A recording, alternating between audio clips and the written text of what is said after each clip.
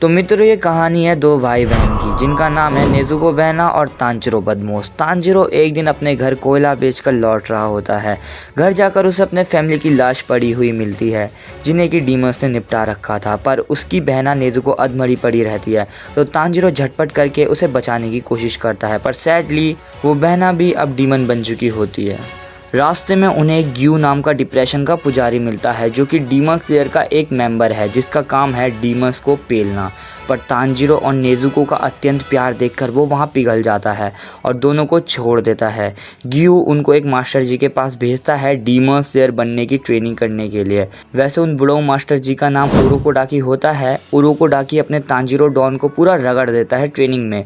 वो उसे तलवारबाजी और लड़ना लुड़ना मतलब सब सिखाता है। वो उसे एक चैलेंज भी देता है कि अगर वो इस चट्टान को अपने कटाना से काट देगा तो उसकी ट्रेनिंग कंप्लीट हो जाएगी। फिर उसे मरे हुए डीमन स्लेयर मेंबर साबितो और मोकोमो की आत्माएं दिखती है जो कि उसे हेल्प करती है उस चट्टान की फाड़ने में।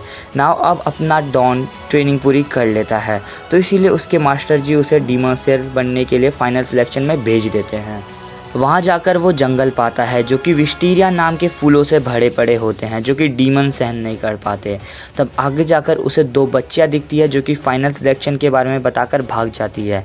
फिर आगे जाकर तांजिरो की डीमंस के साथ पेलम पाली स्टार्ट हो जाती है और वो उनका सर चीरता हुआ आगे बढ़ता रहता है। उसे फाइनल सिलेक्शन का सबसे खतरनाक डीमन आखिर में मिल ही जाता है जिसने कि साबितो और मोकोमो का लाश बना दिया था। But at that time Tanjiro इसका गू जैसा थोपड़ा अपने कटाना से काट डालता है और उसे नर्क के दर्शन करवा देता है। नाउ वो फाइनल सिलेक्शन पास कर लेता है और वो अपने साथ और 3 स्टूडेंट को पाता है जिन्होंने कि फाइनल सिलेक्शन पास कर लिया होता है। तांजिरो और वो लोग अब ऑफिशियल डीमन स्लेयर मेंबर बन चुके हैं और उन्हें अपना अपना कासुगाई क्रो भी दिया जाता है और ये कौवे अब उन्हें आगे वाले मिशंस की खबरें वगैरह देते रहेंगे। नाव पास करने के बाद ही वो सारे विधि विधान पूरे कर लेता है। देन वो सीधा अपने उरोकोडाकी मास्टर के पास जाता है जहाँ की उसे अपनी नेजुको बहना पूरी ठीक सलामत मिलती है। तब जाकर उरोकोडाकी और एक बंदा जिसका नाम हागेनजुका होता है वो उसे एक तलवार देता है जो कि उसके हाथ आते ही ब्लैक कलर की हो जाती है और ब्लैक कलर का मतलब होता है तुम्हारी किस्मत के एल लगे हुए हैं, जिसे देखकर वो दोनों भी हक्का बक्का हो उठते हैं।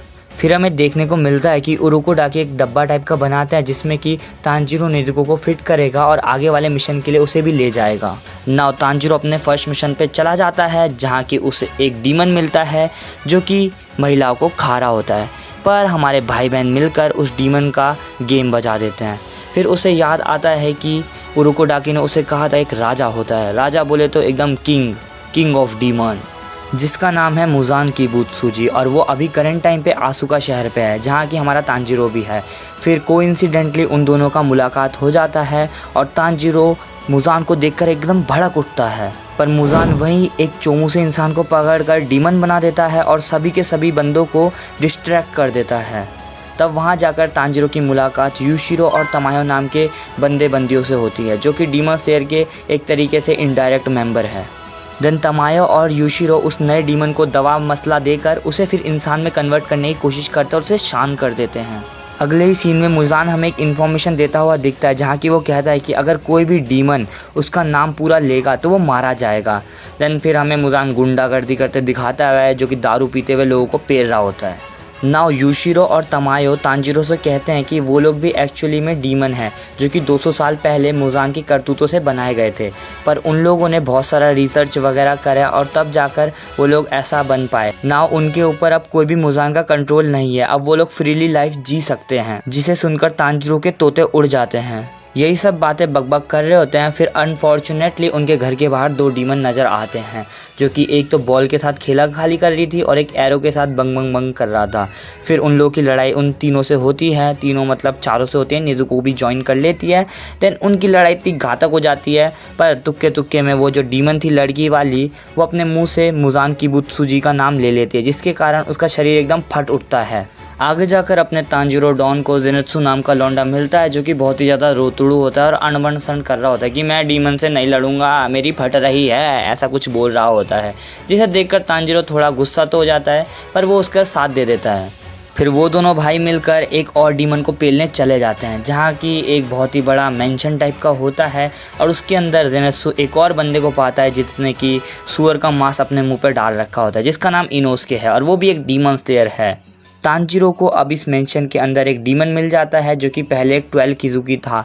12 किज़ुकी बोले तो 12 सबसे खतरनाक डीमन में से एक था, पर अब वो नहीं रहा। इसीलिए अब उस डीमन का मिशन है कि इंसान को पेलते रहना और अपना किल काउंट बढ़ाना, जिससे कि वो दोबारा 12 किज़ुकी का मेंबर बन सके। और उस डीमन की एबिलिटी थी ड्रम बजाकर घर को शिफ्ट करना, मतलब वो कमरे कुमरे सब बदल सकता था, जिससे कि तांजीरो को उससे लड़ाई करने में बहुत ही ज़्यादा दिक्कत हो रही थी और उसके पैर पूर पे खरोच खुरोच आए जा रही थी और उसका चटका चुटका लगा जा रहा था। पर कैसे ना तैसे करके उसने आखिर में उस डीमन को पेल ही दिया। डीमंस को मारने के बाद तांजीरो को एहसास होता है कि मेंशन के बाहर वो इनोसुके नाम का बंदा अपने जेनेत्सु भाई को परेशान कर रहा होता है और उसे लड़ाई के लिए उकसा रहा होता है, जिसे देखकर तांजीरो थोड़ा गुस्सा हो जाता है और उसका सर अपने सर पे धे मारता है, जिससे कि उसका मास्क गिर जाता है और उस मास्क के पीछे एक प्यारा सा अच्छा सा सुंदर सा महापुरुष छुपा हुआ होता है। जिसके बाद इनोसुके शांत हो जाता है। देन उसके बाद वो तीनों भाई भाई बन जाते हैं एकदम। फिर वो लोग अपने अगले मिशन के लिए रेडी हो जाते हैं, पर उससे पहले हमें पता चलता है कि जेनेत्सु को नेजुको बहना कुछ ज़्यादा ही पसंद आ गई। मतलब बहन वाला पसंद नहीं, वो वाला पसंद, वो वाला। हाँ, अब इन तीनों का अगला मिशन है इस पहाड़ पे जाना, जहाँ की सुनने को आया कि वहाँ का हाल कुछ ज़्यादा ही बेहाल है, क्योंकि वहाँ पर जो मरे हुए डीमन स्लेयर है वो जिंदा डीमन स्लेयर पे वार किए जा रहे हैं और कुछ कुछ डीमंस के सर कटने के बाद भी वो लोग जिंदा है और वो लोग आबादी कम करे जा रहे हैं। पर आगे जाकर पता चलता है कि कोई भी मरा हुआ बंदा जिंदा नहीं हुआ है। एक्चुअली एक मदर डीमन नाम की डीमन उनको कंट्रोल करे जा रही थी अपने थ्रेड से। जब ये सब हुए ही जा रहा था तब तांजीरो और इनोसुके एक बिना सर वाले डीमन से लड़ते हैं, जहाँ की वो लोग उसे बेकायदा बहुत ही गंदे तरीके से मार देते हैं और तांजीरो को इनोसुके बहुत ही दूर उछाल देता है दूसरों को देखने के लिए और बचाने के लिए। पर जैसे ही तांजीरो उछल जाता है तब वो मदर डीमन को ढूंढ लेता है और वो उछलते उछलते उस डीमन का कल्याण कर देता है और उसे स्वर्ग के दर्शन करवा देता है। देन हमें देखने को मिलता है कि हमारा जेनेत्सु लौंडा एक स्पाइडर डीमन से लड़ रहा होता है, पर वो डीमन उसका कुछ ज़्यादा ही काम तमाम कर देता है उसके शरीर में पूरा जहर फैलाकर, जिससे कि अपना रोतुड़ू मर्द और ज़्यादा रोतुड़ू बन जाता है और डरने लग जाता है कि मैं भी कुछ देर बाद डीमन बन जाऊंगा। तो जब ये सब हो रहा होता है तब हमें फ्लैशबैक दिखता है जेनेत्सु का, जहाँ कि वो एक जिगुरो नाम के थंडर हाशिरा से ट्रेनिंग लेता है और वो ही उसको सब कुछ सिखाते हैं। पर जेनेत्सु थोड़ा कामचोर होता है, उसे ये सब ट्रेनिंग बिल्कुल भी पसंद नहीं आती। तो एक दिन क्या होता है, जेनेत्सु भाई अपने एक पेड़ पे चढ़ जाता है ट्रेनिंग के डर से, पर ऊपर से बिजली का झटका आता है, उसके शरीर का काम तमाम कर देता है, उसके बाल येलो हो जाते हैं काले से।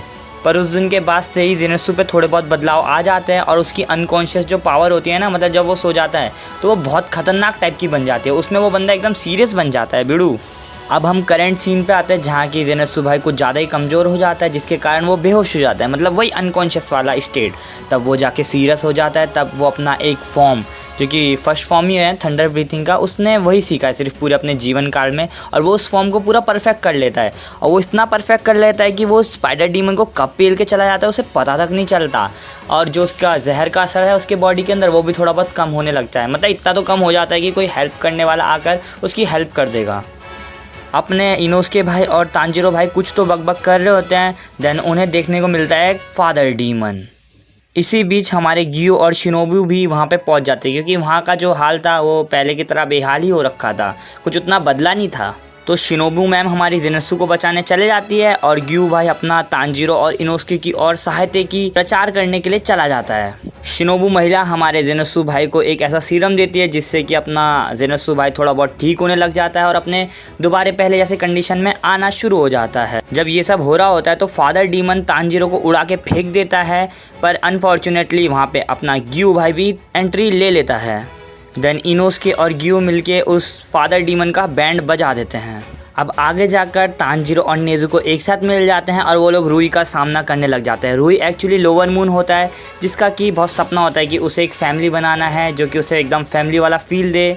दैट्स वाई वो मदर फादर वाले डीमन को अपने कब्जे में कर लेता है, मतलब कंट्रोल टाइप का करता है। पर सैडली हमारा तांजीरो एकदम गुस्से में आ जाता है और वो फिर अपना हिनोकामी कागुरा नाम का ब्रीथिंग स्टाइल यूज़ करता है, जिसका यूज़ करते करते उसने रूई का सर धड़ से अलग कर दिया था और नेजुको को भी बचा लिया था। बट अपना रूई भाई अभी भी मरा नहीं है, वो ज़िंदा हो जाता है, क्योंकि वो अपना सर अपने रस्सी से बांधकर दोबारा जोड़ लेता है। लेकिन कुछ क्षण बाद ही हमारा गियो भाई वहाँ पहुँच जाता है और वो उसे कब मार देता है उसे भनक तक नहीं लगती।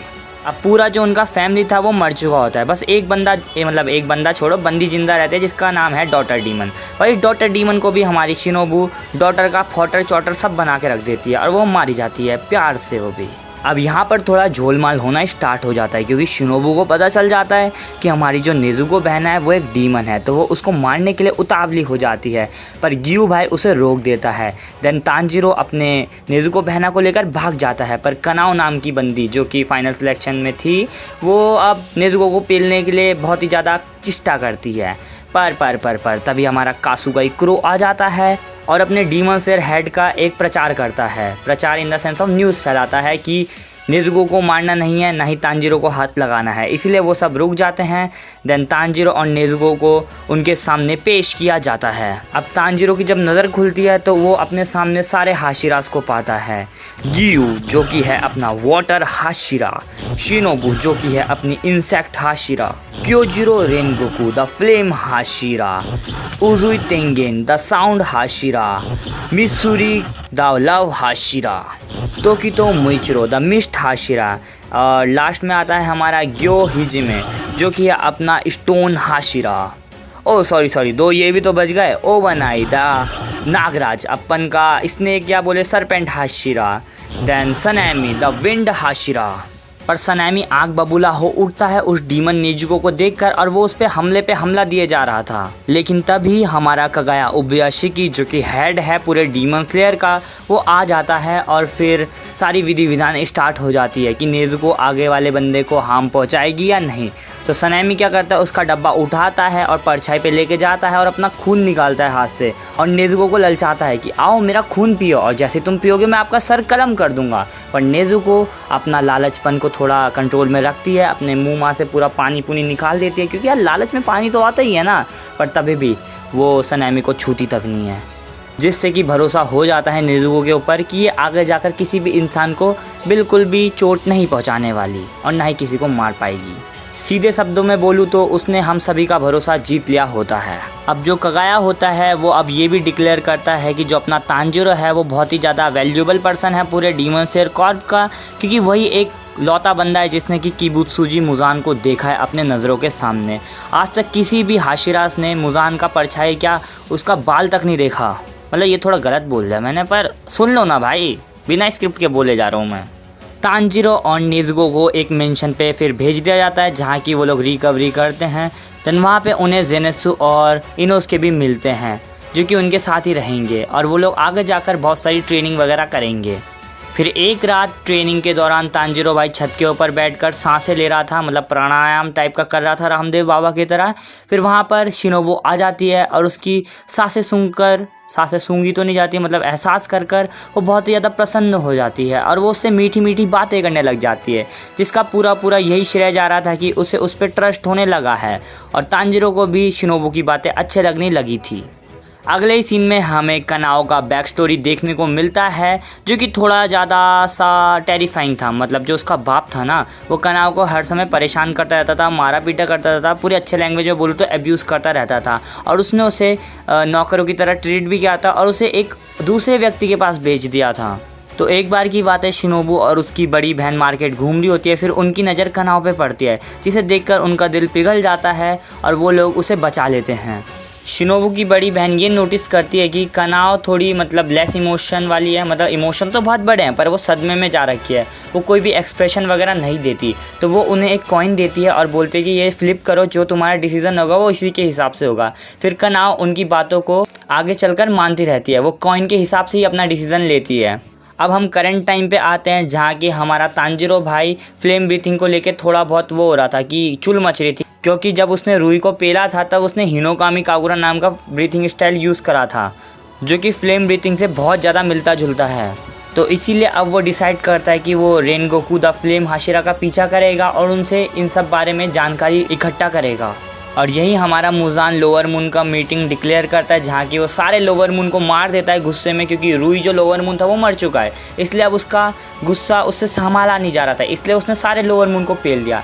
पर एक इनमू नाम का डीमन है जो कि थोड़ा चटकीला सा था, उसने बोला कि अपन जाएगा और सबको मार कर आएगा और मुजान को भी उस पर पता नहीं कैसे भरोसा हो गया, तो उसने उसे अपना थोड़ा और ज़्यादा खून दे दिया जिससे कि वो और भी ज़्यादा पावरफुल बन गया। अगले सीन में हमें पता चलता है कि तांजीरो, जेनेत्सु, नेजुको और इनोसके। अब ये चारों के चारों मुगेन ट्रेन पे जाएंगे। मुगेन ट्रेन एक ऐसा ट्रेन है जिसका सुनने को आ रहा है कि वो ट्रेन बहुत ही ज़्यादा एबनॉर्मल है, उसमें लोग मारे जा रहे हैं।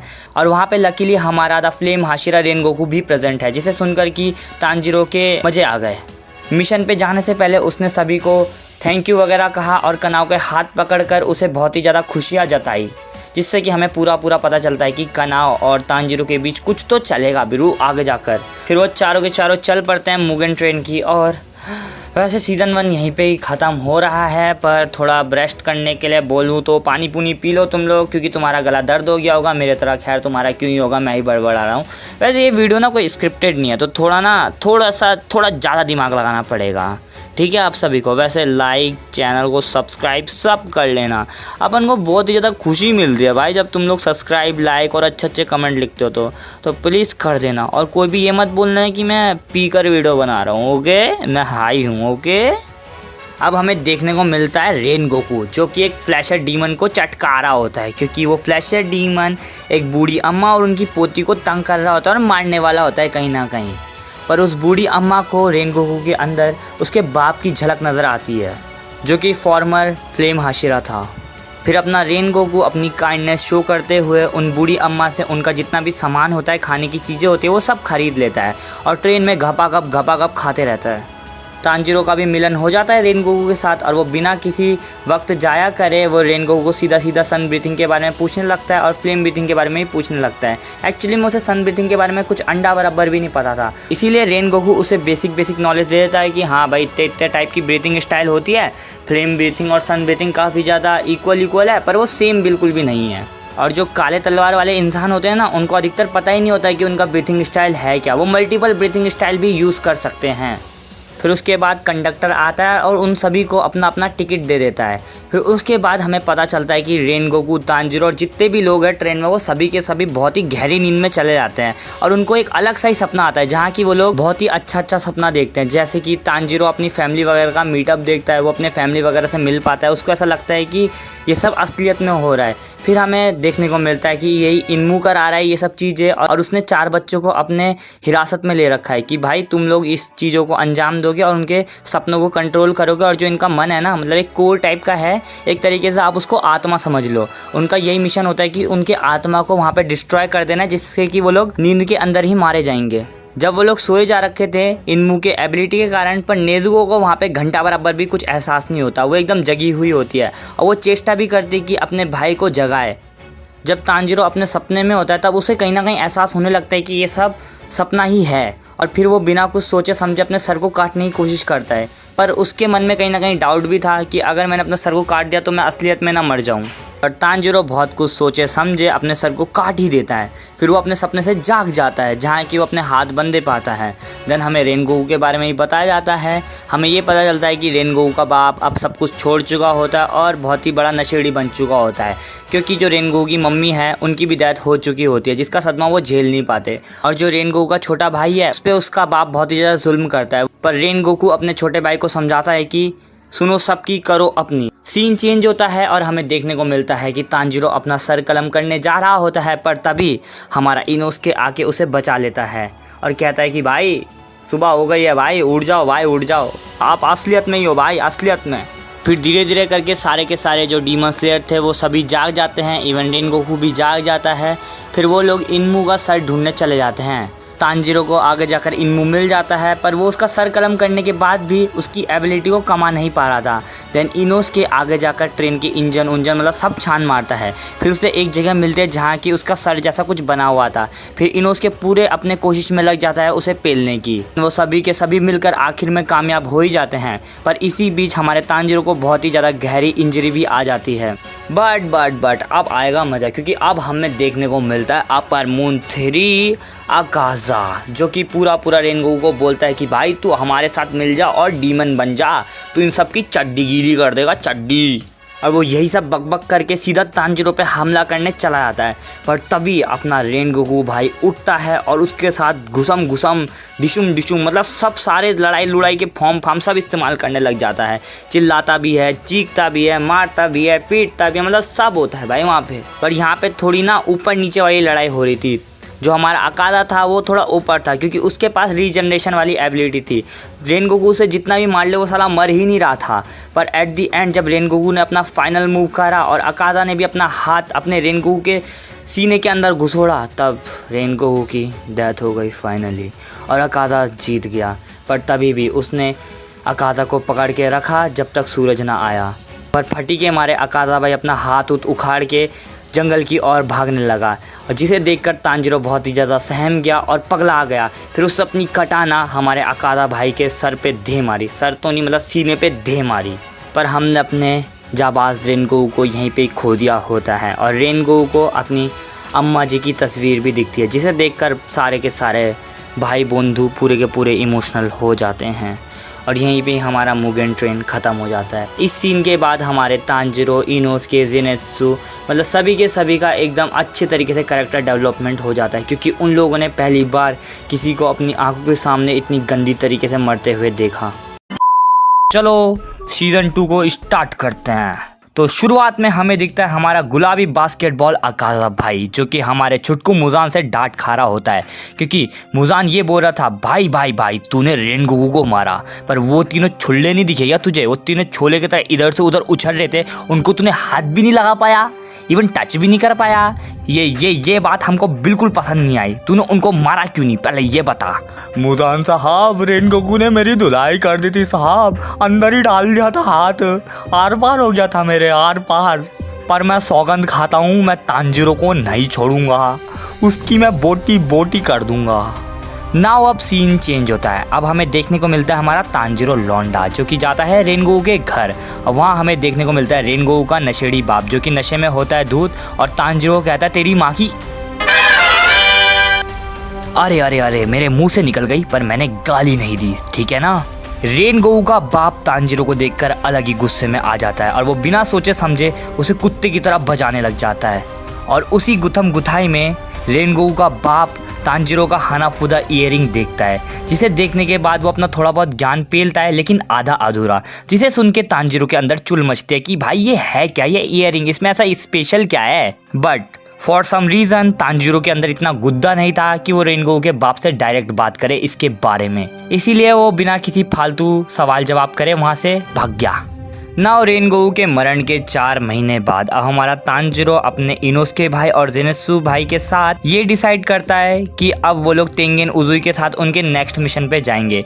जिनको नहीं पता तेंगेन उजुई कौन है, बस ये समझ लो कि ये चटकीला चमकीला मर्द है जिसे कि हम साउंड हाशिरा के नाम से जानते हैं और हाँ इसकी 3 हॉट बीवियाँ भी है जिसे देख के तो मज़ा ही मज़ा आएगा रे बिड़ू, आय हाय।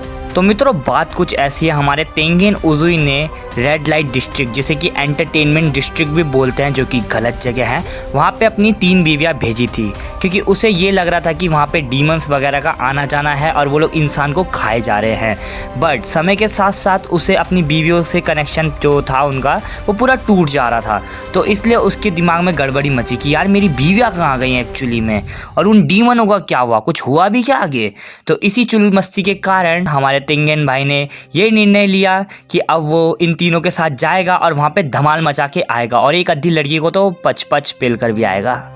वैसे ऐसा कुछ नहीं है। तेंगेन भाई करता क्या है, वो उन तीनों को लड़कियों में तब्दील कर देता है। फिर वो ये ट्राई करता है कि इन तीनों को कोई भी खरीद ले। फिर बहुत सारी कठिनाइयों के बाद उन तीनों को अलग अलग जगह खरीद लेते हैं और अलग अलग काम पे रख देते हैं। वैसे ज़ेनेत्सु कुछ ज़्यादा ही भद्दा लग रहा है लड़कियों के भेस में।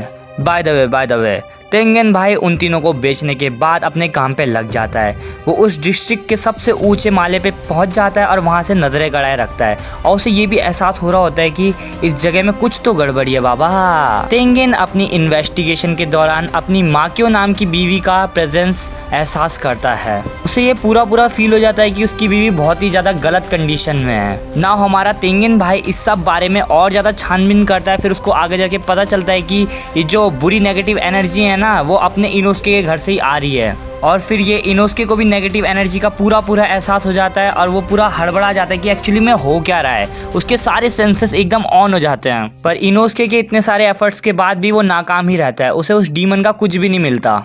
दूसरी ओर हमें हमारा ज़ेनेत्सु का घर दिखता है जहाँ की एक बहुत ही उच्च किस्म की लड़की दूसरे निचले लड़की पे जोर कर रही होती है। मतलब उच्च और निचले से मतलब वो वाला रखो, हाँ वो गंदी लड़कियां जो होती है, हाँ उन वाले से मेरा मतलब था। जिसे देख के हमारा जेनेत्सु थोड़ा चिढ़ जाता है कि हाँ भाई तू बड़े लेवल के है तो उस छोटी लेवल पे जोर दिखाइए क्या। तो इसी बात पे वो उस बड़ी लेवल वाले का हाथ पकड़ लेता है और जेनेत्सु को यहाँ पे नेगेटिव एनर्जी का एहसास होता है। उसे ये पूरा लगने लग जाता है कि इसके अंदर कुछ तो गड़बड़ी है इस बड़ी लेवल की लड़की के अंदर। नाउ अब हमें पता चलता है जो वो बड़ी लेवल की लड़की है ना, वो एक्चुअली में अपर मून 6 डाकी है, जिससे कि मुजान ने ही यहाँ पे भेजा है। नाउ तांजीरो और इनोस के अगले सीन में एक दूसरे से मिलते हैं, जहाँ की इनोस की ये व्यर्थ कर रहा था कि उसके घर में कितनी ज़्यादा गड़बड़ी चल रही है डीमन के कारण। जब ये दोनों एक दूसरे से बकबक कर रहे होते हैं तभी हमारा तेंगिन झटके से आ जाता है उनके पास और उन्हें चेतावनी देता है कि जो जेनेत्सु भाई है वो गुम गया है, अब वो मिल नहीं रहा है, इसलिए अपनी जान बचा के रखना। और ये बात सुन के तांजीरो का थोड़ा मत्था गर्म हो जाता है और वो लड़ाई के लिए तैयार होता है कि भाई मेरा जेनेत्सु भाई कहाँ गया, वो रोतड़ू मर्द कहाँ है। तेंगिन भाई अगले ही सीन में जेनेत्सु के घर के मकान मालिक को पकड़ता है कि भाई मेरा जेनेत्सु लौंडा गया कहाँ है, और वो उससे और भी ज़्यादा छानबीन करता है, उसकी गले में चाकू डाल के, मतलब घुसोड़ नहीं दिया बस रख रखा है। और यहीं हमें तांजीरो भाई भी दिखाया जाता है जो कि जेनेत्सु के घर की छानबीन कर रहा होता है, लेकिन तभी उसे एक नेगेटिव एनर्जी का एहसास होता है। फिर उसे अपने सामने डाकी दी रियल आर देखने को मिलती है, जो कि एक वुमेन को ऑब्जर्व कर रही होती है, मतलब एब्जॉर्ब कर रही होती है। इंग्लिश की माँ बहन एक हो गई मेरी। फिर वहीं पे तांजीरो और डाकी की गुत्थम गुत्थाई स्टार्ट होने लग जाती है, पर डाकी उसे कुत्ते की तरह पेल रही होती है और तांजीरो कुछ भी नहीं कर पाता। इस लड़ाई के दौरान जो तांजीरो का डब्बा है जिसके अंदर नेजुको है वो थोड़ा डैमेज हो जाता है, जिस कारण से तांजीरो को मुश्किल होता है वो डब्बा लेके लड़ने उससे। इसलिए हमारा तांजीरो भाई ये डिसाइड करता है कि अब वो नेजुको को कहीं अलग जगह छोड़ देगा और डाकी को अकेले ही कुत्ते की तरह पेलेगा। और हमें दूसरी ओर दिखाया जाता है तेंगिन, जो कि अपनी एक बीवी को पा लेता है, जो कि डिस्ट्रिक्ट के बाहर उसे अधमरी पड़ी हुई मिलती है। उसकी बीवी कुछ जहर के बारे में कुछ तो कह रही होती है, पर वो ज़्यादा ढंग से समझ नहीं आ रहा होता तेंगिन को भी। और वहीं हमारा तांजीरो भाई अपनी मुट्ठी की जोड़ लगा के हिनोकामी कागुरा पेले जा रहा था डाकी को, बट वो उतना कुछ खास असर कर नहीं रहा था उसके ऊपर। अगले सीन में हमें हमारा इनोसुके भाई दिखाया जाता है, जिसे कि एक खुफिया रास्ता मिलता है और वो उसी रास्ते चल देता है। उसी रास्ते के एंड में इनोसुके भाई को एक बहुत ही अजीबोगरीब जगह मिलती है, जहाँ पे कि कपड़े कुपड़े टंगे हुए थे और उनसे नेगेटिव एनर्जी का एहसास हो रहा था। और वहाँ पे उसे देखने को मिलता है कि उस कपड़ों के अंदर जितने भी सारे विक्टिम हैं वो सारे कैद है, और उनमें से एक हमारा जेनेत्सु भाई भी है, जिसे देख के इनोसुके भाई थोड़ा डिसअपॉइंट तो होता ही है। हमारा इनोसुके भाई अब बिना कोई टाइम ज़ाया करे उन सब कपड़ों को फाड़ने लग जाता है और अपने जितने भी विक्टिम थे उन सबको आज़ाद करने लग जाता है, जिनमें से 2 तेंगिन की बीवियां भी थी। नाउ अब सबके सब बिना कोई टाइम का नाश मारे चल देते हैं हमारे तांजीरो और डाकी के लड़ाई के बीच। अब आएगा ना वीडियो मज़ा। वैसे मैं तुम लोगों से कहना चाहता हूँ इस चैनल को ना सब्सक्राइब कर लो, लाइक कर लो, बहुत डाउनफॉल हो रहा है मेरा, ठीक है ना, कर लेना शांति से, वरना घर पे आके ना पुकी दे दूंगा तुम्हें। हमें अब देखने को मिलता है कि तांजीरो भाई अलग ही गुस्सेल लेवल पे चला गया, क्योंकि डाकी ने बहुत ज़्यादा नाश मार दिया उसके आसपास के जगहों का। अपना तांजीरो भाई फॉर्म पे आके हमारे डाकी का सर कत्ले आम कर देता है, पर यहाँ पे एक मैजिक होता है, उसका सर कट ही नहीं रहा होता है, उसके पीछे कपड़ा आ जाता है। इट्स मैजिक आ बात जूली आओ। जैसे ही अपना तांजीरो भाई हमारी डाकी का सर काटने वाला था, वैसे ही डाकी को एक सपना टाइप का आता है, हम इसे देजा वू भी कह सकते हैं। उसे तांजीरो के अंदर अपना योरिची अब्बा जी दिख रहा था, और उसे योरिची इसलिए दिख रहा था क्योंकि मुजान के भीतर योरिची का खौफ बैठ रखा था, और वही खौफ इन सब डीमन के अंदर भी बसा हुआ है। और फिर हमारा तांजीरो भी थोड़ा फ्लैशबैक में चला जाता है, जहाँ कि उसके अपने भाई बंधु सब याद आ रहे होते हैं, और उसे थोड़ा याद कर करके वो अपने अंदर थोड़ा गुस्से भी पैदा कर रहा होता है, क्योंकि भाई तब से वो पिट ही रहा है। मुश्किल से 2-3 मूवी होंगे जो वो उसे मार पाया होगा ना। जैसे ये फ्लैशबैक वगैरह वाला सीन हो रहा था, वैसे ही हमारी नेजुको मारती है ग्रैंड एंट्री, सीधा डाकी का सर कलम ढम ढम। हमारी नेजुको बहन है, एक ही लात में उसका पुट्ठा का एकदम चटनी बना देती है, चटनी। पर भाई डाकी महिला भी कुछ कम नहीं है, वो भी अपने कपड़े से उसका ना काम तमाम कर देती है, उसको टुकड़ों में काट देती है। बट थैंकफुल हमारी नेजुको उसे हील कर लेती है। अपने बॉडी को हील करने के बाद ही हमारी नेजुको आ जाती है पूरी फॉर्म में, उसका रेज मोज हो जाता है ऑन, उसके हो जाता है बड़े बड़े मतलब शरीर बड़ा हो जाता है भाई। ना नेजुको बहना हमारी डाकी का काम तमाम कर रही होती है, और उन्हीं बीच हमारे तेंगिन, जेनेत्सु, इनोसुके सब मतलब पधार जाते हैं। फिर सब काम धंधा हो जाने के बाद हमारा तेंगिन अपनी डाकी जी को एक ही स्लाइस में काट देता है। लेकिन डाकी बहन अभी मरती नहीं है, उसके अंदर से ग्यूतारो जन्म लेता है, जिसे देखकर सबके सब एकदम हक्का बक्का हो जाते हैं कि भाई ये क्या हुआ। और वहीं हमारा तांजीरो अपनी नेजुको बहना को शांत कर रहा होता है, क्योंकि वो आउट ऑफ कंट्रोल चली जाती है। अब वो किसी को भी पेलने की क्षमता रखती है, इसलिए फटी के मारे वो यही निर्णय लेता है कि अब इसे डब्बे में बंद करने का समय आ चुका है, और थैंकफुली वो शांत हो भी जाती है। नाउ ज़ेनेत्सु, इनोसुके, तेंगेन और उसकी 3 बीवियां अब सब के सब एक साथ आ जाते हैं और ग्यूतारो और डाकी का बैंड बजाने चले जाते हैं। लेकिन ग्यूतारो भाई अकेले ही सबकी लंका खड़ी कर देता है। ना अब हमें थोड़ा तेंगेन भाई के बारे में दिखाया जाता है। हमें ये पता चलता है कि तेंगेन एक शिनोबी है। शिनोबी, जिसने नारुतो देखा होगा उसे पता होगा शिनोबी कौन होते हैं, मतलब एक तरीके से समझ लो निंजा है। उसके अंदर जहर वगैरह का कुछ काम नहीं चलता, तो वो नॉर्मल डीमन स्लेयर से बहुत ज़्यादा ही अलग है। यही बातें करते करते हमें ये भी पता चलता है कि ग्यूतारो से लड़ाई के वक्त तेंगेन को जहर के थोड़े बहुत सिम्टम्स लगे थे, क्योंकि जो हमारा ग्यूतारो है ना वो जहर से खेलता है, उसके औजारों के अंदर जहर लगा हुआ है। पर वो हमारे तेंगेन भाई पे घंटा बराबर उतना फर्क नहीं कर रहा था, क्योंकि उसकी क्वांटिटी बहुत ज़्यादा कम थी उस वक्त। नाउ अब होता है घमासान युद्ध स्टार्ट, जहाँ की हमारा ज़ेनेत्सु और इनोसुके सीधा बिना कोई बातें बके अपनी डाकी को पेलने चले जाते हैं। पक पक पक पक पक हमारा तेंगेन लग जाता है ग्यूतारो को लपेटने में। अब सोचो सब के सब एकदम लड़ाई में जुट जाते हैं, एकदम मस्त चल रहा होता है लड़ाई। किसी का खून फूल रहा होता है, किसी का हाथ कट रहा होता है, किसी का पैर कट रहा होता है। वो लोग ये भी डिटेक्ट कर लेते हैं कि अब ये लोग मरेंगे कैसे। एक्चुअली में इनका सर जो है ना इन दोनों भाई बहन का, वो एक साथ काटना पड़ेगा तभी वो लोग मरेंगे। जिस कारण ये लोग लड़ाई के बीच एक प्लान बनाते हैं कि डाकी को ये तीनों मारेंगे और ग्यूतारो को ये अकेला मारेगा, वो भी सेम टाइम पर। फिर दोबारा वो गुथम गुथाई स्टार्ट हो जाती है, वही पहले वाली धूमधाम एक दूसरे को पेले जा रहे थे। नाउ अब आता है थोड़ा हमारा इंटेंस मोमेंट, जहाँ की डाकी का सर कट चुका होता है और इनोस के उस सर को लेके भाग रहा होता है भग भग भग भग करके। और अब सारी की सारी जो होप होती है वो तेंगेन पे होता है। लेकिन जैसे ही इनोस के आगे की तरफ भाग रहा होता है, पीछे से उसके अंदर एक औजार घुसता है और वहीं इनोस का काम तमाम हो जाता है। लेकिन ग्यूतारो से तो तेंगेन लड़ रहा था ना, ओ माय गॉड, इसका तो खुद ही अधमरा शरीर पड़ रखा है, जिस कारण से ज़ेनेत्सु तांजीरो को बचाने के चक्कर में अपनी बलि चढ़ा देता है। और अब हमारा तांजीरो अकेला बचा हुआ है और दोनों भाई बहन अलग ही जोश में आ चुके हैं। अब हमारा ग्यूतारो भाई जाता है तांजीरो भाई के पास, जहाँ की ग्यूतारो उसे सीधा सीधा बोल रहा है, बेटे तू डीमन बन जा वरना मैं तेरे को खोद दूंगा। लेकिन तांजीरो को वहीं पे झटका चढ़ता है कि नहीं, मेरे को नहीं बनना डीमन, माँ बहन एक कर ले तू अपनी, मेरे को अपनों को बचाना है, मेरे को हीरो बनना है भाई, मेरे ऊपर बहुत सारी जिम्मेदारी है, मैं तुम जैसा कुत्ता नहीं हूँ रे, कुत्ता इन द सेंस ऑफ हरामी नहीं हूँ। पर तांजीरो को हमारा ग्यूतारो भाई बहुत तड़पा रहा होता है, क्योंकि अब वो अकेला बच चुका है भाई, उसे पिल्ले की तरह ही ट्रीट करा जा रहा था। कभी हमारे तांजीरो भाई की उंगली टूट जा रही थी, कभी उसका जहर अंदर ही अंदर बढ़े जा रहा था, कभी उसके फेफड़े फटे जा रहे थे। अब वो पूरा का पूरा लाचार पड़े अपनी बहन को बचाने की कोशिश कर रहा था। लेकिन जैसे ना तैसे करके उसके अंदर मोटिवेशन का बाहर आता है और वो अपनी पूरी शक्ति, मतलब जितनी भी अंदर अब उसकी जान बची ना, सारी की सारी शक्ति अपने तलवार पे लगाता है और ग्यूतारो का सर कलम करने की कोशिश करता है। पर घंटा ये चीज़ कोई काम नहीं देता। पर भले ये चीज़ काम नहीं देता है, अब हमें थोड़ा ट्विस्ट देखने को मिलता है। हमारा ज़ेनेत्सु और इनोसुके भाई अलग ही फॉर्म में आ जाते हैं, वो लोग अलग ही जिंदा हो जाते हैं और अपनी डाकी का माकी बना के रख जाते हैं। पर ग्यूतारो भाई बिना कोई टाइम ज़ाया करे सीधा सीधा तांजीरो पे हमला करने की कोशिश करता है। लेकिन हमारा तेंगेन भाई आ जाता है ना बीच में, ओए मजा आ गया वो की लड़ाई। तेंगेन और तांजीरो अब ग्यूतारो का सर कलम जो बहुत ज़्यादा ही ख़राब थे, उनके शरीर के अंदर जहर फैल गया था। पर थैंक्स टू नेजुको, उसके अंदर हीलिंग की एबिलिटी है, वो अपने ब्लड डीमन आर्ट से कोई भी जहर को हील कर सकती है, इसलिए वो बिना कोई टाइम ज़ाया करे, मतलब ये टाइम वाला वर्ड ना मैंने बहुत के भाई है ना, वो अपने ऑर्गन्स को ना कहीं पे भी शिफ्ट कर सकता है। इसलिए जब उसको ग्यूतारो ने पीछे से चाकू मारा था ना, तब उसका कोई भी असर नहीं होता और जहर तो घंटा भी उसके बॉडी में काम नहीं करता, क्योंकि वो पहाड़ों का देवता है भाई। ये सब छुटकू मुटकू जहर तो ऐसे ही वो खा लेगा। वैसे अब चलो थोड़ा ग्यूतारो और डाकी का बैक स्टोरी भी जान लेते हैं, क्योंकि अब वो लोग मर ही रहे हैं और एक दूसरे को गाली दे जा रहे हैं कि हाँ भाई तेरी फॉल्ट है, मतलब भाई बहन जैसे लड़ते नहीं है कि भाई तेरे वजह से हुआ, तेरे वजह से मैं मारी गई, तो ऐसा ही कुछ सीन चल रहा था।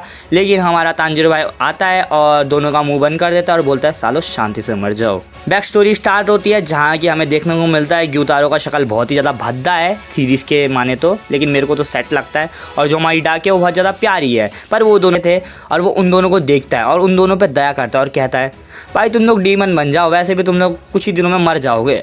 वो दोनों भाई बहन डीमन बन भी जाते हैं ना। अब आते हैं हमारे प्रेजेंट सीन में, जहाँ की ये लोग थोड़ा विक्ट्री सेलिब्रेट कर रहे होते हैं। तभी हमारा दूसरा हाशिरा इगुरो ओबानाई भी आ जाता है और वो उन्हें सरकास्टिकली थोड़ा प्रेस भी कर रहा होता है कि हाँ भाई तुमने अच्छा वहाँ मार दिया। भाई इतना टाइम कौन लगाता है एक डीमन को मारने में। और इन दी अदर हैंड हमें देखने को मिलता है कि हमारा जो कगाया भाई होता है वो अलग ही खुशी मना रहा होता है भाई, क्योंकि इतने सालों बाद एक अपर मून मारा गया है भाई, बिना कोई हाशिरा मरे ना। हमें थोड़ा झलक दिखाया जाता है अकाजा का, जो कि इन्फिनिटी कासल में समन हुआ है क्योंकि एक अपर मून मारा गया है भाई। अब तो होगा ही मीटिंग मैटिंग। लास्ट में ये सारे पलटन लोग थोड़ा इमोशनल हो जाते हैं क्योंकि बहुत गंदी लड़ाई थी भाई। ये लोग उनकी अम्मा बहन ही हो गई थी, बट थैंकफुली वो लोग एक स्टेप क्लोज आ गए मुजान को पेलने की तरफ। नाउ यही होता है हमारा सीज़न 2 ख़त्म।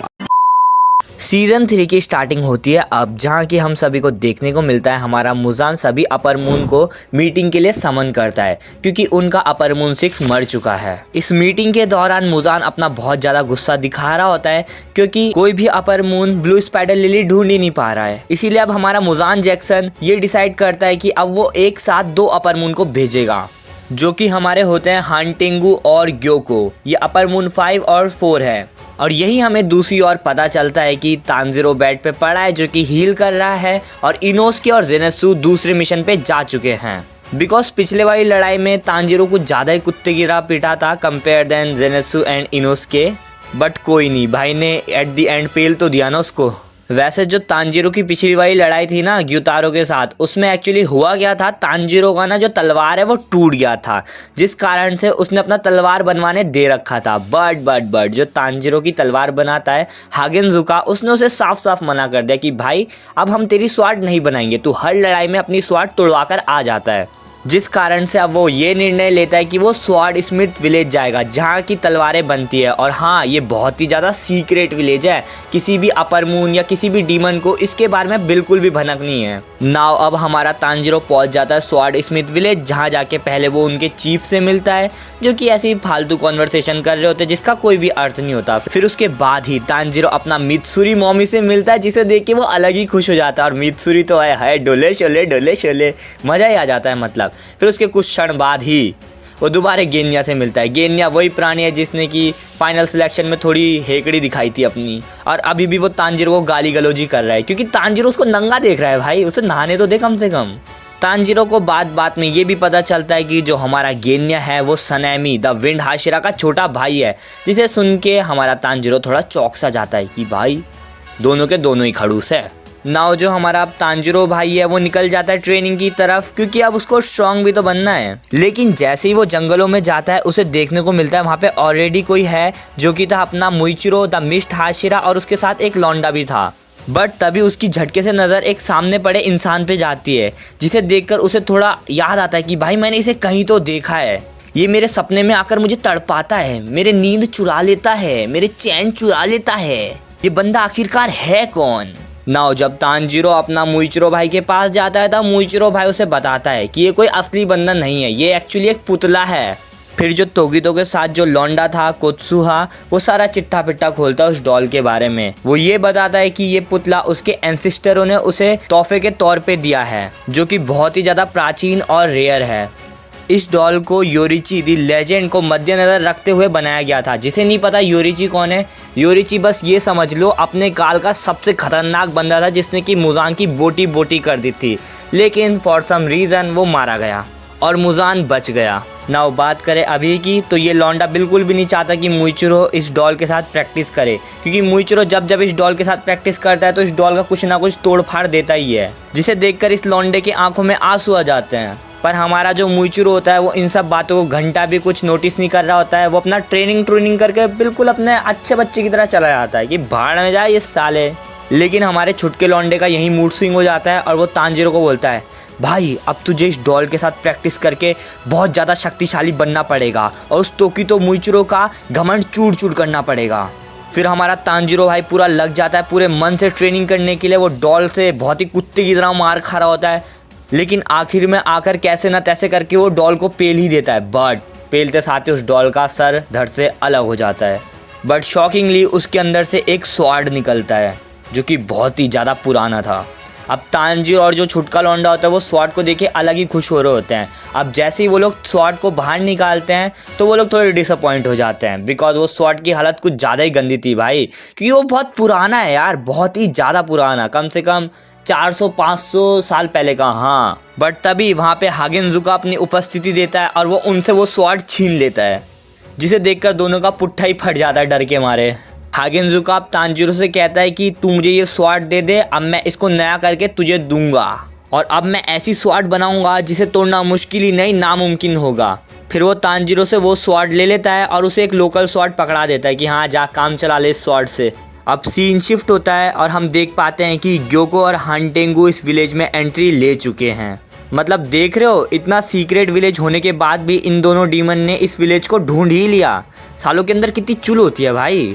तांजीरो और मुइचिरो अपनी कुछ गुफ्तगू कर रहे होते हैं, लेकिन तभी हानटेंगु उसी कमरे में एंट्री मार लेता है, जिसे देखकर अपना मुइचिरो भाई अलग ही फॉर्म में आ जाता है और उसका सर धड़ से अलग कर देता है। ले भाई, एक ही बार में काम खत्म। बट रुको जरा, सब्र करो, उसका सर कटते साथ ही उसके अंदर से 2 और नए डीमन जन्म ले लेते हैं ना। वो 2 डीमन में से एक डीमन मुइचिरो को इतनी दूर जाके फेंकता है ना कि वो दिखता तक नहीं है भाई। ना तांजीरो और नेजुको अकेले पड़ गए हैं क्योंकि मुइचिरो तो गुड बाय हो गए हैं। अब इन्हें इन हानटेंगु के 2 क्लोन से लड़ना ही पड़ेगा। लेकिन अच्छे किस्मत के साथ हमारा गेन्या वहीं पर ही एंट्री मारता है अपने शॉटगन के साथ और आते साथ ही एक डीमन का सर अपने शॉटगन से उड़ा देता है। लेकिन सैडली हमें देखने को मिलता है कि उस क्लोन के अंदर से भी एक और क्लोन बाहर आ गया भाई। नाउ जो अब हमारा मुइचिरो होता है वो जंगलों में दौड़ते हुए तांजीरो की तरफ वापस आ रहा होता है, लेकिन तभी उसको वो छोटा लौंडा दिखता है जो कि एक डीमन से लड़ रहा होता है। अब जो हमारा मुइचिरो होता है वो ना चाहकर भी उस छुटके लौंडे को बचा लेता है उस डीमन से, पर उस बैटल के बीच उसकी जो स्वॉर्ड होती है वो भी थोड़ी कड़क कड़क होने लग जाती है, मतलब टूटने वाली होती है। तो बिना कोई वक्त ज़ाया करे अपनी स्वॉर्ड लेने चला जाता है। पर रास्ते में मुइचिरो की मुलाकात एक और डीमन से होती है जो कि अपर मून होता है और इसका नाम ग्योको होता है। इस डीमन की एबिलिटी बहुत ही ज़्यादा खास है क्योंकि ये एक मटके से दूसरे मटके में कब शिफ्ट हो जाएगा उसे पता तक नहीं चलेगा, जिस कारण से मुइचिरो को उसके सर काटने में बहुत ही ज़्यादा प्रॉब्लम आ रही थी। देन वहीं पे ही उन दोनों की लड़ाई स्टार्ट हो जाती है। फिर उसी युद्ध के बीच हमें देखने को मिलता है कि ग्योको अपना एक वाटर प्रिज्म टाइप का बना देता है और उसमें मुइचिरो को फिट कर देता है, और जहाँ की बिल्कुल भी सांस नहीं आ रही होती वहाँ पे वो अपना कोई भी ब्रीथिंग स्टाइल कुछ भी परफॉर्म नहीं कर सकता, मतलब पूरा कैद हो रखा है मुइचिरो, ये सोच लो ना। दूसरी तरफ हमें देखने को मिलता है कि गाँव में हाहाकार मच गया है क्योंकि अपना जो ग्योको है वो अपने डीमंस को छोड़े जा रहा है और वो सबको खाए जा रहे हैं। लेकिन हमारी जो मित्सुरी होती है वो सभी को बचाने का प्रयास करती है और वो किस्मत से हमारे चीफ को भी बचा लेती है। नाउ सीन चेंज होता है और हमें देखने को मिलता है दोनों के दोनों जो भाई बहन है वो बहुत ही ज़्यादा स्ट्रगल कर रहे होते हैं इन सब डीमन से लड़ने में। लेकिन तांजीरो ये पता लगा लेता है कि जितने भी ये क्लोन हैं उनके अपने अपने अलग अलग इमोशंस है। फिर हमारी जो नेजुको होती है वो अपना ब्लड डीमन आर्ट उसके स्वॉर्ड में ट्राई करती है और उसके स्वॉर्ड में आग ही आग पहुँच जाता है। अब जैसे ही नेजुको का ब्लड डीमन आर्ट उसके तलवार में कंप्लीट होता है वैसे ही उसकी स्वॉर्ड एकदम लाल हो जाती है और जो तांजीरो भाई होता है उसका भी डीमन स्लेयर मार्क अनलॉक हो जाता है। नाउ अब हमारा तांजीरो झटपट करके सभी डीमंस को पेलने लग जाता है और उन डीमन की फट जाती है क्योंकि उनको तांजीरो के अंदर योरिची दिख रहा होता है। और यही हमें पता चलता है जो हमारा गेन्या है वो हाफ डीमन है, वो किसी भी डीमन का अंग खाकर वो डीमन में तब्दील हो जाएगा, बट वो कंट्रोल में रहता है और अपनों को नहीं खाता। एक तरीके से देखे तो वो नेजुको की तरह अच्छा वाला डीमन है। फिर वो तीनों के तीनों मिलके इन सभी डीमंस को एक बार में ही ख़त्म कर देते हैं।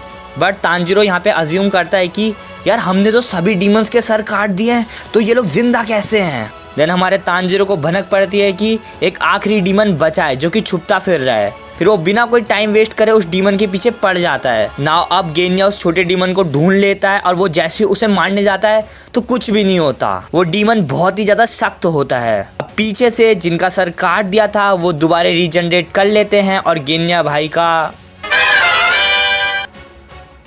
अब हमें देखने को मिलता है गेन्या का सैड पास्ट, जहाँ की हमें पता चलता है कि गेन्या के बहुत सारे भाई बहन हैं और सनामी भी है एक तरीके से उसका बड़ा भाई। पर अब उसकी जो माँ होती है वो डीमन बन जाती है ना। डीमन बनने के बाद वो उसकी पूरी फैमिली वालों पे अटैक कर देती है और सबको मार देती है। लास्ट में गेन्या ही बचता है। देन हमारा जो सनामी होता है वो ना चाहकर भी अपने माँ को मार देता है। वैसे उसे पता नहीं होता कि उसकी माँ ही डीमन है, पर उसे मारना पड़ता है क्योंकि अगर वो उसे नहीं मारता तो गेन्या मारा जाता। नाउ गेन्या भाई अपने सनैमी भाई पे चिल्ला देता है कि तूने मेरी माँ को क्यों मारा। फिर उसके बाद से ही वो दोनों अलग टाइप के हो जाते हैं। और अब आते हैं प्रेजेंट में, जहाँ की हमें पता चलता है गेन्या के साथ कुछ भी नहीं हुआ, हमारे तांजीरो ने उसे बचा लिया है। अब तांजीरो भाई बिना कोई टाइम ज़ाया करे उस छोटे वाले हंटिंग का सर कलम करने ही वाला होता है, पर तभी वो जितने भी सारे क्लोन होते हैं ना, वो सभी के सभी एकजुट होकर एक अलग ही रूप ले लेते हैं। अब वो पहले से और ज़्यादा नाटे हो गए, पर और भी ज़्यादा शक्तिशाली भी तो हुए हैं ना। अब जो नया डीमन बना है वो अपने हंटिंगू भाई को अपने वुडन ड्रैगन में छुपा लेता है। वुडन ड्रैगन एक तरीके से उसकी एबिलिटी है। अब सीन चेंज होता है और हमें देखने को मिलता है कि मुइचिरो अभी भी उस वाटर प्रिज्म में कैद ही है, और जो अपना ग्योको होता है वो सभी को पेल रहा होता है। फिर वो धीरे धीरे हागेनजुका के पास जा रहा होता है, और हागेनजुका भाई अपने काम में पूरा का पूरा मन लगाए बैठा होता है। वो तलवार बनाए ही जा रहा था, उसे फर्क नहीं पड़ रहा था कि आगे पीछे क्या चल रहा है। वो ग्योको के बहुत सारे वार भी सहता है, पर उसे घंटा कोई फर्क नहीं पड़ता।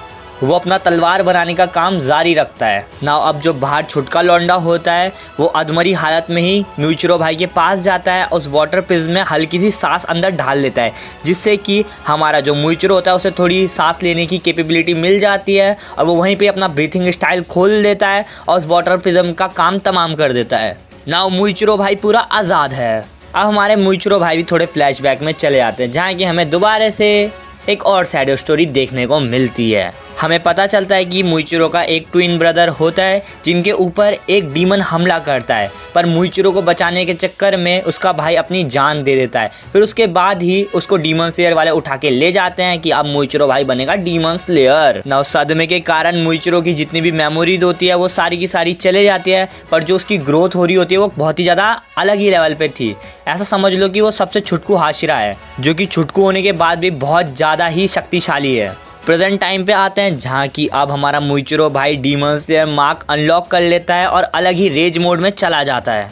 बिना कुछ सोचे समझे अपना मुइचिरो भाई चला जाता है घर के अंदर उस ग्योको को मारने, और ग्योको की वहाँ फट के 32 हो जाती है, इसलिए वो भी अपने प्योर डिमोनिक फॉर्म में आ जाता है। क्योंकि ग्योको भाई को मुइचिरो की शक्तियों का एहसास हो चुका होता है कि ये अब पहले से बहुत ज़्यादा पावरफुल हो चुका है। बट उसके कुछ क्षण बाद ही हमारा मुइचिरो अलग ही पगला जाता है, और कुछ ही सेकंड में, मतलब एक ही बार में कह सकते हैं कि वो ग्योको का गला काट देता है और उसे लहसुन की तरह छिल के रख देता है।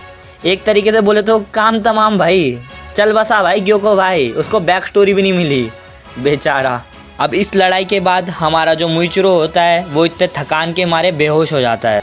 दूसरी तरफ नेजुको, गेन्या और तांजीरो मिलके हानतेओ के सबसे पावरफुल क्लोन से लड़ रहे होते हैं। लड़ रहे क्या, वो तो पिटी रहे होते हैं, सोचो एक तरीके से। आसान भाषा में बाकू तो वो मरने के बहुत ज़्यादा नज़दीक होते हैं, पर तभी हमारी मित्सुरी बहना एंट्री मारती है। यार बहना क्यों बोल रहा हूँ, ये तो मम्मी है ना, बहना तो हमारी नेजुको है। बाय द वे हमारी मित्सुरी एंट्री मारती है और हंटेओ के जो क्लोन होता है उसका 12 बजा देती है। फिर उस पावरफुल क्लोन और मित्सुरी के बीच भी गुत्थम गुताई होती है, लेकिन तभी हमारा मित्सुरी का भी थोड़ा पास्ट दिखाया जाता है, जो कि उतना कुछ सैड तो नहीं होता, पर हाँ सैड तो है। हमें पता चलता है कि मित्सुरी के गुलाबी बालों के कारण कोई उससे शादी नहीं कर रहा होता है। फिर वो डीमन स्लेयर कॉप कर लेती है ज्वाइन, और कुछ नहीं होता, वो ओपन आई को पटा लेती है। बस बस बस यही है उसकी बैक स्टोरी। अब फ्लैशबैक के बाद हमें देखने को मिलता है कि मित्सुरी के पास भी डीमन स्लेयर मार्क आ गया है। अब हांटेओ के क्लोन का तो डमडमा बच जाएगा रे बेड़ू। मित्सुरी और गेन्या अलग ही फॉर्म में आ चुके होते हैं और वो उस क्लोन को बहुत ही कुत्ते की तरह मार रहे होते हैं। फिर उसके बाद हमारा तांजीरो भी वक्त देखकर वो जो हांटेओ का रियल वाला वर्जन है ना, उसको बाहर निकाल देता है, उसे मारने चला जाता है, लेकिन वो बहुत ही ज़्यादा रफ्तार में भाग जाता है, जिस कारण से हमें देखने को मिलता है तांजीरो अपना थंडर ब्रीथिंग का थोड़ा सा झलक यूज़ करता है। लेकिन उसी वक्त हांटेओ अपने आप को किसी चीज़ में कवर कर लेता है, पर वो उसके वार से नहीं बच पाता, वो एक चोटी से गिर जाता है, जिसके साथ साथ अपना तांजीरो भी वहीं पे लुढ़क जाता है। अब हमें देखने को मिलता है कि तांजीरो भाई अलग ही फॉर्म में आ चुका है, और वो अपने पीछे सभी को देख पा रहा था कि हाँ जो हांटेओ का पावरफुल क्लोन था वो हार गया है, पर हांटेओ का रियल वाला वर्जन बच रखा है। वो देख पाता है कि नेजुको भी उसके सामने ही है। फिर वो अलग ही फॉर्म में आ जाता है और हांटेओ को पेलने चला जाता है, बट तभी धूप की किरणें आने लग जाती है और हांटेओ का भी शरीर जलने लग जाता है, पर हमारा तांजीरो उसका तभी भी सर कलम कर देता है। बट मैंने क्या कहा, नेजुको भी यहीं पर है, जिस कारण से नेजुको का भी शरीर जो होता है वो जलने लग जाता है और जिसे देखकर तांजीरो के गोटे मुंह में आ जाते हैं। बट अच्छे किस्मत से हमें यहाँ पे थोड़ी हैप्पी एंडिंग मिलती है। यहाँ पे हमारा हानटेंगू भी मर जाता है और सभी के सभी सही सलामत बच जाते हैं। और बात करें नेजुको की तो वो सन को झेलने की क्षमता पा लेती है। उसका सूरज की किरणें कुछ भी नहीं उखाड़ पा रही थी। यहीं पे ही सभी के सभी खुश हो जाते हैं और रोने लग जाते हैं, खुशी के आंसू भाई। दूसरी साइड हमें मुजान देखने को मिलता है जो कि अलग ही खुशी मना रहा होता है। वो हानटेंगू के मेमोरी के अंदर जाकर उसे पता चल जाता है कि नेजुको ने सन को कॉन्कर कर लिया है। अब मुजान भाई ये निर्णय लेता है कि अब वो जैसे ना तैसे करके अपनी नेजुको को खाएगा और उसे एब्जॉर्ब करके अपने अंदर भी यही शक्ति प्राप्त करेगा। नाउ सीन शिफ्ट होता है जहाँ की अब सबके सब जो हाशिरा थे, डीमन स्लेयर थे, वो सही सलामत थे और अब वो लोग डीमन स्लेयर कॉर्प में वापस जा रहे होते हैं।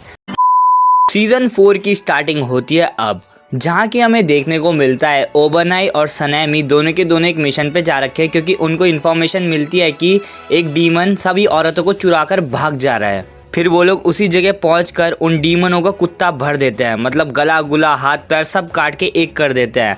बट तभी उनको एक इन्फिनिटी कासल की झलक दिखती है जिसे देखकर उनकी फट जाती है कि भाई ये है क्या, ये हुआ क्या हमारे साथ। नाउ कगाया उबियाशिकी की पत्नी अमा ने एक मीटिंग हेल्ड करते हैं सभी हाशिरास के लिए। इस मीटिंग में जो उनका मेन टॉपिक था वो मित्सुरी और मुइचिरो का मार्क को लेकर था क्योंकि आज से पहले किसी को भी डीमन स्लेयर मार्क के बारे में उतना नहीं ज्ञान था। इसलिए वो लोग उन्हीं से यही सवाल जवाब पूछ रहे थे कि तुम लोगों ने ये मार्क अनलिश कैसे करा। हमारी आम ने ये भी बताती है कि ये जो मार्क है वो सेनगोकू एरा का है, मतलब बहुत समय पुराना है। तब ये मार्क सभी डीमन स्लेयर्स के पास हुआ करता था। अब हमारी मित्सुरी और मुइचिरो अपना जुबान खोलती है कि ये लोग को कैसा लगा जब इन लोगों ने मार्क अनलिश करा। वो लोग कहते हैं कि जब वो लोग बहुत ज़्यादा मरने के नज़दीक थे और वो बहुत ही ज़्यादा रेज मोड में थे, उनका शरीर बहुत ज़्यादा गर्म हो चुका था, तब उनका मार्क अपने आप ही अनलॉक हो गया था। फिर इस मार्क वगैरह की बात हो जाने के बाद ग्योमे अपनी एक बात बताता है कि जैसे कि नेजुको ने अब सन को झेल लिया है तो इसीलिए अब मुजान उसका पीछा करेगा ही करेगा, तो इसीलिए वो अब से हाशिरा ट्रेनिंग आर्क स्टार्ट करवा देता है क्योंकि बहुत ही जल्द उनका मिलन मुजान से होने वाला है। नाउ जो सारे के सारे हाशिराज होंगे उन्हें सभी डीमन स्लेयर को अपनी पर्सनल ट्रेनिंग देनी पड़ेगी उनको शक्तिशाली मर्द में तब्दील करने के लिए। लेकिन हमारा जो वाटर हाशिरा ग्यू है वो इस बात से इनकार करता है, वो इस ट्रेनिंग का पार्ट नहीं बनना चाहता था। अगले ही सीन में हमें देखने को मिलता है कि तमायो के घर एक कौवा आ रखा है उसे खत देते हुए। वो कहता है कि हमारे साथ डीमन स्लेयर कॉर्प ज्वाइन कर लो और शिनोबु कोचो की हेल्प करो मेडिकल में। हमारी तमायो अब इस बारे में बहुत ज़्यादा सोच विचार करती है और यूशिरो को भी इस बारे में बताती है। अब सीन शिफ्ट होता है जहाँ की हमें देखने को मिलता है कगाया भाई तांजीरो को भी एक खत लिखता है कि जाओ भाई, ग्यू ने मना करा है हाशिरा ट्रेनिंग आग देने के लिए, उसे मनाओ। फिर हमारा तांजीरो एड़ी चोटी की जोड़ लगा देता है, जहाँ ग्यू जा रहा होता है वही उसके पीछे पीछे दुम हिलाते हुए जा रहा होता है। उसे बहुत मना रहा होता है कि भाई आ जाओ आ जाओ आ जाओ, बट वो सीधा सीधा मना कर रहा होता है कि मेरे को नहीं देनी किसी को भी हाशिरा ट्रेनिंग। देन लास्ट में ग्यू भाई ये भी बोलता है कि मैं एक फेक हाशिरा हूँ, मैं कोई असलियत में हाशिरा नहीं हूँ, इसलिए मेरे को कोई भी हाशिरा वाला दर्जा मत दिया करो। फिर हमें फ्लैशबैक दिखाया जाता है जहाँ की ग्यू भाई फाइनल सिलेक्शन दे रहा होता है और उसके साथ साबितो भी होता है। वो दोनों बहुत ही ज़्यादा अच्छे दोस्त होते हैं, बट ग्यू भाई वहीं पे इंजरी हो जाता है डीमन से और जो साबितो भाई होता है वो ग्यू को बचाने के चक्कर में अपनी बलि चढ़ा देता है, जिस कारण से उसके अंदर रिग्रेट रह जाता है कि वो बंदा मेरे वजह से ही मारा गया है। ग्यू भाई को और भी कुछ याद आ रहा होता है और उसे ऐसा भी लग रहा होता है कि साबितो उसे डांट रहा है। वो उसे ऐसा कह रहा है कि तेरी बहन ने तेरे वजह से जान दी है और तू इसीलिए हाशिरा बनना चाहता था ना, तो अब बन के दिखा। तुझे याद नहीं है तूने अपनी बहन की मृत्यु के बाद ही संकल्प लिया था कि तू किसी भी डीमंस को नहीं छोड़ेगा, तो वो बन के दिखाना भाई। यही सब बातें सोच साच के ग्यू भाई का दिमाग हिल जाता है और वो थोड़ा इमोशनल भी हो जाता है। ग्यू भाई इन सब सोच विचार के बाद अब ये डिसाइड करता है कि वो भी अब हाशिरा ट्रेनिंग में पार्टिसिपेट करेगा। साले के नखरे तो देखो, साला सबकी सैड स्टोरी है भाई। फिर थोड़ी सेकंड के लिए सीन शिफ्ट होता है शिनोबू पे। शिनोबू यहाँ पे अपनी बड़ी बहन का बदला लेने का प्रयास कर रही थी, मतलब एक तरीके से प्लान बना रही थी और ये प्लान वो अपनी कनाओं को भी बताती है। शिनोबू जान चुकी थी कि उसकी बहन का कातिल कौन है। अब बिना कोई व्यर्थ करे तांजीरो भाई चला जाता है हाशिरा ट्रेनिंग में, जहाँ की उसे सबसे पहला मिलता था फॉर्मर हाशिरा तेंगेन उजुई, जो कि स्टैमिना और फिजिकल एक्सरसाइज करवा रहा होता है और वो सभी के सभी डीमन स्लेयर कॉर्प से सबसे ज़्यादा अच्छा परफॉर्म कर रहा होता है। रात के समय हमें दिखाया जाता है कि दो डीमन स्लेयर इधर से उधर भटक रहे होते हैं, पर तभी उन्हें एक मिस्टीरियस सा आई बॉल दिखता है। नाउ सीन शिफ्ट होता है और हमें दिखाया जाता है कि ओबनाई और सनामी इन्फिनिटी कासल के बारे में ही बात कर रहे होते हैं। ओबनाई इस गुफ्तगू के दौरान ये कहता है कि ये तूफान से पहले की शांति है, इसलिए जी ले बेटा जितना जीना है। फिर उसके बाद सनामी गुस्से में आ जाता है और कहता है कि मतलब गुस्सा नहीं कह सकते, एक जोश में आ जाता है और कहता है कि आजा हम दोनों भाई लड़ते हैं और देखते हैं कौन सबसे ज़्यादा शक्तिशाली है। एक तरीके से ये उनकी हाशिरा ट्रेनिंग का ही पार्ट है। अब हम दोबारा चले जाते हैं तेंगेन वाले सीन में, जहाँ की रात हो चुकी है और तेंगेन उन सभी को चैलेंज देता है कि मैं रात में डीमन बनने का नाटक करूँगा और तुम्हें मुझे मारना पड़ेगा। और सभी डीमन स्लेयर वाले बहुत ही ज़्यादा जोश में आ जाते हैं, बट कोई भी उसे हाथ तक नहीं लगा पाता। बट अपना तांजीरो एक ऐसा बंदा था जो कि तेंगेन को अच्छी खासी टक्कर दे रहा था। फिर ये सब ट्रेनिंग हो जाने के बाद तांजीरो चला जाता है दूसरे स्टेज में, जहाँ पे कि उसे अब मुइचिरो ट्रेन करेगा। नाउ तांजीरो जब मुइचिरो के मेंशन पहुंचता है तो वहां जाके वो देखता है उसका जो मेन ट्रेनिंग है वो उसका स्पीड और एजिलिटी के बारे में है। उसे वहाँ देखने को मिलता है कि वो अपने डीमन स्लेयर कॉप वालों पे बिल्कुल भी रहम नहीं कर रहा होता, वो उन्हें कुत्ते की तरह पेल रहा होता है, उन्हें शर्मिंदा करा रहा होता है उनके वीकनेस पर। तांजीरो भाई का कहीं ना कहीं फट रहा होता है मुइचिरो भाई का स्ट्रिक्ट नेचर देखकर। पर जब हमारा मुइचिरो जैसे ही तांजीरो को देखता है उसके मुंह में अलग ही मुस्कुराहट आ जाती है, वो उसे देख के बहुत ही ज़्यादा खुश हो जाता है। फिर तांजीरो भाई मुइचिरो भाई के साथ ट्रेनिंग स्टार्ट करता है और वो बहुत आसानी से ये वाला ट्रेनिंग भी पास कर लेता है। नाउ रात के समय हमें मुइचिरो की झलक दिखाई जाती है जो कि सनामी और ओबनाई के पास जाता है और उन्हें लड़ाई के लिए चैलेंज करता है। फिर वहाँ जाके बहुत ही अच्छी गुथम गुथाई होती है जिसे देख के मज़ा ही आ जाता है भाई। फिर सीन चेंज होता है जहाँ की सुबह का वक्त होता है और तांजीरो भाई अपना मुइचिरो भाई के पास आता है और उन्हें एक चैलेंज करता है कि आजा हम पेपर वाला एरोप्लेन बना के उड़ाएंगे और अगर मैं जीता तो जितने भी तेरे ये ट्रेनीज है ना डीमन स्लेयर कॉप उनके साथ तो अच्छा व्यवहार करेगा। जिसे सुनकर हमारा मुइचिरो थोड़ा खुश सा हो जाता है कि हाँ चलो देखते हैं कौन जीतेगा। बट सैडली हमारा तांजीरो जो होता है वो हार जाता है। बट मुइचिरो जब उन्हें देख रहा होता है सारे के सारे डीमन स्लेयर कॉप को, तो उन्हें देखकर थोड़ा खुश सा हो जाता है कि हाँ यार इनकी भी तो अपनी ज़िंदगी है। तब वो अपना एटीट्यूड चेंज कर लेता है कि मैं इनके साथ अच्छे से व्यवहार करूँगा अब से। अब तांजीरो भाई चला जाता है अगले स्टेज में जहाँ की उसे देखने को मिलता है ये मित्सुरी का मेंशन है और मित्सुरी सभी ट्रेनीज के साथ उन्हें फ्लेक्सिबिलिटी की ट्रेनिंग दे रही होती है, उन्हें डांस वगैरह करवा रही होती है। वो तांजीरो को पकड़ती है और उसका स्प्लिट खोल देती है।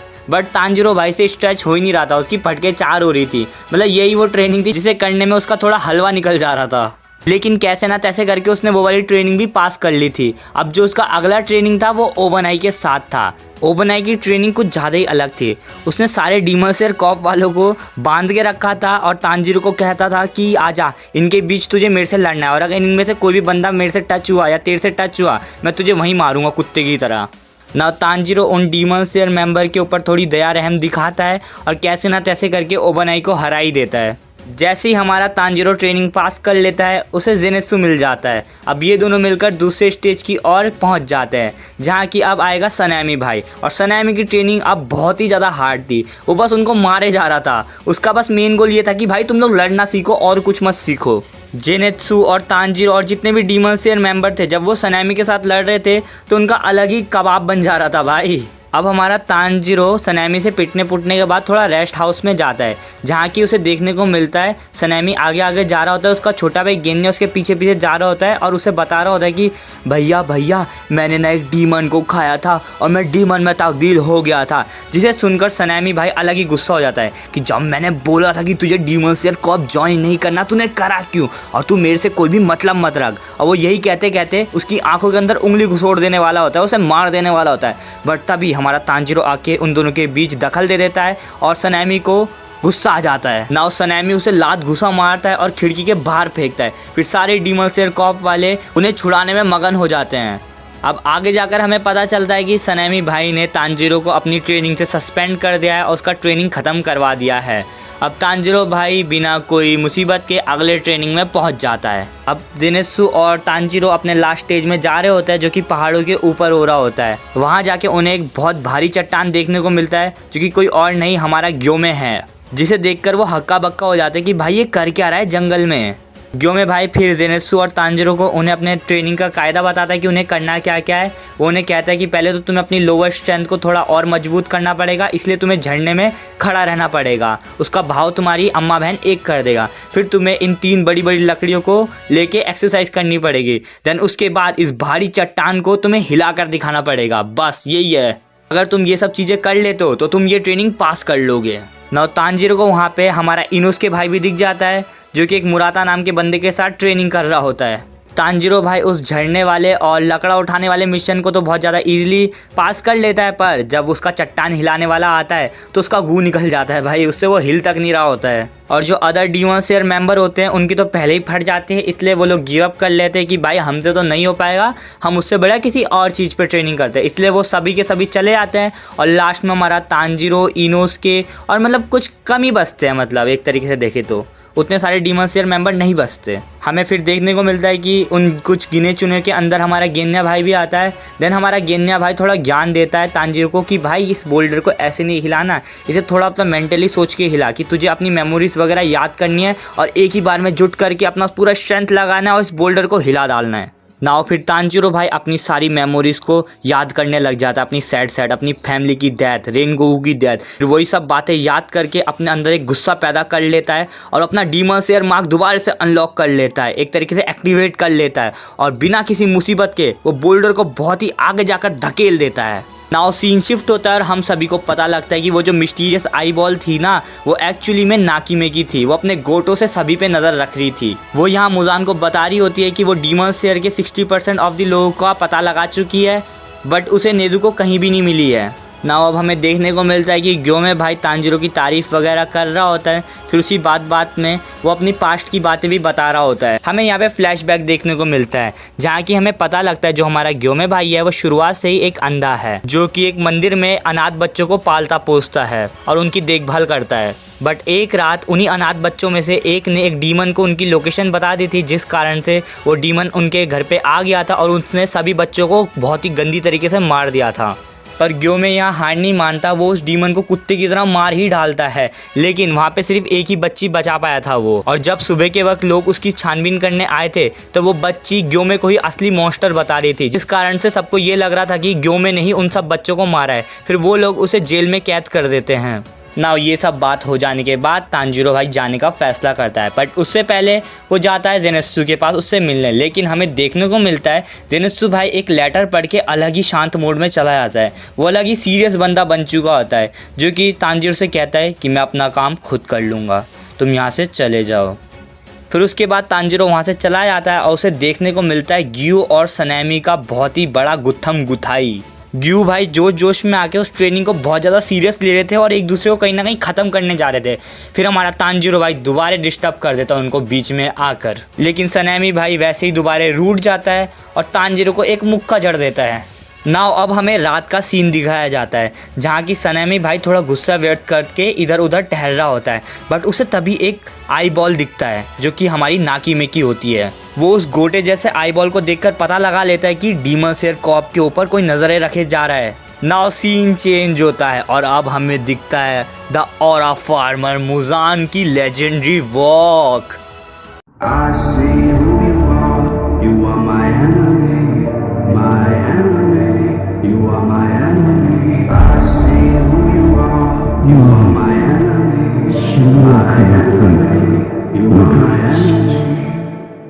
वो अपना मून वॉक दिखाकर सीधा आता है कगाया के पास और कगाया अपना अलग ही बीवी को पास में बिठाकर लेटा हुआ होता है और उसे पता होता है कि मुजान इसी वक्त आने वाला है। नाउ अब कगाया और मुजान के बीच बहुत सारी कॉन्वर्सेशन होती है, जहाँ की कगाया भाई मुजान के सारे चिट्ठे पिट्टे खोल रहा होता है। वैसे जिसको मुजान के बारे में नहीं पता वो मेरी लॉन्ग वीडियो देख लो, जहाँ की मैंने भी मुजान के बारे में सारा चिट्ठा पिट्टा खोल रखा है। कगाया भाई कहीं ना कहीं मुजान को एक डरपोक और एक कायर जीव जंतु कह रहा होता है, जिसे कि इंसानों को देखकर बहुत ही ज़्यादा चिढ़ मचती है। न यही सब गुफ्तगू के बाद हमें पता चलता है कि जितने भी सारे के सारे हाशिरा होते हैं वो सभी के सभी मेंशन की ओर दौड़ते हैं, जहाँ की मुजान और कगाया बात कर रहे हैं। फिर हमें देखने को मिलता है कि उसी मेंशन पे एक बहुत ही गजब सा धमाका होता है, जिस धमाके की वजह से कगाया और उसकी फैमिली मेम्बर्स मर जाते हैं और मुजान का भी 12 बज जाता है। वो एक भुने कबाब के तरह तड़प रहा होता है, उसे एकदम नंगा कर देता है भाई ये धमाका। फिर उस धमाके के होते साथ ही वहीं सारे के सारे हाशिरा आ पधारते हैं और वो लोग एक झुंड बना लेते हैं। फिर वहाँ पे हमारा तांजिरो चिल्ला देता है कि यही है किबुत्सुजी मुजान। नाओ में भाई आते साथ ही हमारे मुजान का सर चीड़ देता है और तमायो बहना अपना हाथ घुसेड़ देती है उसके अंदर, जिस कारण से हमें एक तरीके से पता चलता है कि तमायो ने डीमन स्लेयर कॉर्प का साथ दे दिया है। तमायो ने मुजान के अंदर एक एंटीडोट दे रखा है जिस कारण से वो हील नहीं कर पा रहा और एक फंस रखा है एक स्टेट में। मुजान का सर फट जाने के बाद भी वो उस सर को हील कर लेता है, पर तभी सारे के सारे डीमन स्लेयर मेंबर उस पर अटैक कर देते हैं। लेकिन तभी मुजान हंसता है और सबको इन्फिनिटी कासल के अंदर धकेल देता है।